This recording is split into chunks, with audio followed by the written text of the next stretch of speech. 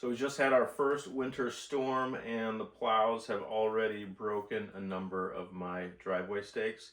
These things are $3 each, and as much as I'm thinking about just throwing it away, I am my father's son and I am going to repair this. So I'll show you how that's done right now.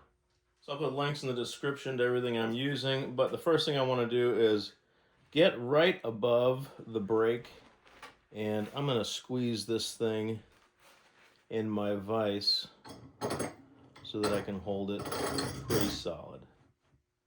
And the pad is just going to make sure I don't break this fiberglass rod even more. Now, using smooth strokes and a hacksaw, I'm going to make a nice clean cut.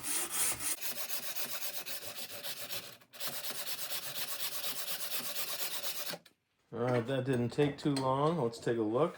Alright, so as you can see, we've got a nice clean cut on this new stake. It's still over 3 feet long, which is plenty for my driveway. I buy 4-footers. Now, when you look at the tip of the old one, you'll see that it does have a point. So you might be thinking to yourself, boy, I still need to sharpen the tip of this. You don't need to do that. Check out the video link in the corner. I'm going to show you a great technique to inserting these stakes along your driveway, even when the ground's frozen. You do not need to pound them in. Thanks for watching. Check out the description for more information and hit that subscribe button if you'd like to see more videos.